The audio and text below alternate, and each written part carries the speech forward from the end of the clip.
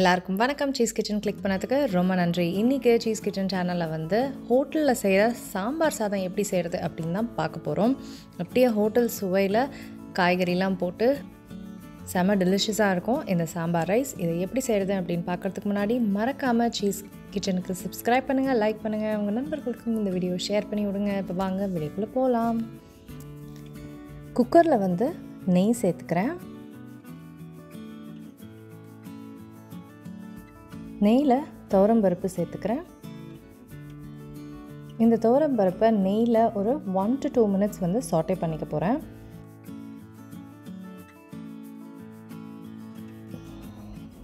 சாட்டே பண்ணிட்ட அப்புறம் ஊற வச்ச 30 நிமிஷம் ஊற வச்ச அரிசி சேர்த்துக்கிறேன். இது ரெண்டுத்தையும் வந்து நல்லா கிளறி விட்டுட்டு தண்ணி சேர்த்துக்க போகிறேன். 1.5 கப்புக்கு வந்து நான் பருப்பும் அரிசியும் சேர்த்துருக்கேன். அதுக்கு வந்து நான் 5 கப்பு தண்ணி வந்து சேர்க்குறேன். ஸோ இதை நல்லா மிக்ஸ் பண்ணிவிட்டு இதை வந்து நான் 3 விசிலுக்கு விட போகிறேன். 3 விசிலுக்கு விட்டாச்சு. சாதம் வந்து நல்லா வெந்திருக்கு. இதை வந்து நம்ம கரண்டியில் வந்து கிளற ஆரம்பிக்கும் போதே வந்து நல்லா குழைய ஆரம்பிக்கும். ஸோ நான் வந்து ரொம்ப குழைய வைக்க போகிறது கிடையாது, ரொம்ப மிக்ஸ் பண்ண போகிறது கிடையாது. சாம்பார் பண்ணும் போதே மிக்ஸ் பண்ணிக்கலாம்.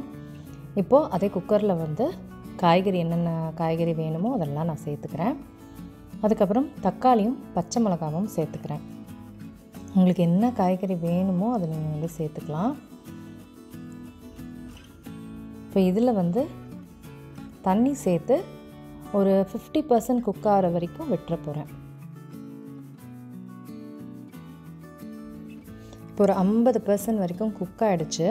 இதில் வந்து சில்லி பவுடர், மஞ்சள் பொடி,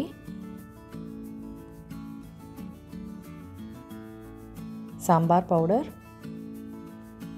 உப்பு, அப்புறம் புளி தண்ணி.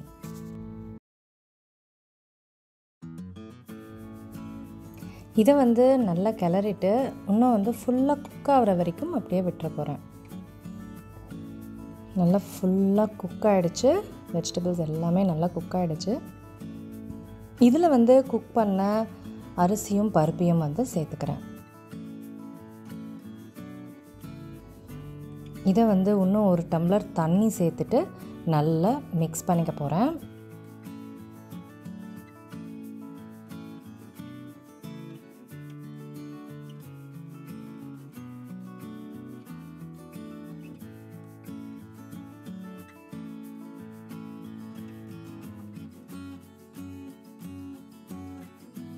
நல்லா சூப்பராக மிக்ஸ் பண்ணிட்டேன். எப்படி கன்சிஸ்டன்சி பாருங்கள், சூப்பராக இருக்குது. இப்போ இதை வந்து தாளிக்கலாம். தாளிப்புக்கு வந்து நெய் சேர்த்துக்கிறேன். நெய் தான் அதிகமாக இருக்கணும். அதுக்கப்புறம் நல்லெண்ணெய் சேர்த்துக்கிறேன். எண்ணெய் சூடான அப்புறம் கடுகு சேர்த்துக்கிறேன். கடுகு வெடிச்ச அப்புறம் சீரகம், காஞ்ச மிளகா. இந்த டைமில் கருவேப்பிலை சேர்த்துக்கோங்க. கருவேப்பிலை எனக்கு தீந்து போச்சு. அதுக்கப்புறம் நிறைய பெருங்காயம் சேர்த்துக்கோங்க, நல்ல மணமாக இருக்கும். அப்புறம் கடைசியாக நிறைய சின்ன வெங்காயம். சின்ன வெங்காயத்தை கடிச்சிக்கிட்டு அப்படியே சாம்பார் சாதம் சாப்பிடும்போது செம்ம டெலிஷியஸாக இருக்கும். ஸோ சின்ன வெங்காயம் வந்து நல்லா குக் ஆகிடுச்சு, கலர்லாம் மாறிடுச்சு பாருங்கள். ஸோ இதை வந்து தாளிப்பு முடிஞ்சிருச்சு. இதை வந்து சாம்பார் சாதத்தில் சேர்க்குறேன். தாளிப்பு இல்லாமல் கண்டிப்பாக சாம்பார் சாதம் நிறையவே கிடையாது.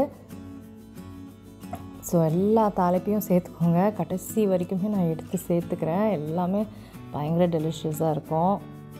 ஸோ வேஸ்ட் பண்ணாமல் தாளிப்பு சேர்த்துக்கணும்.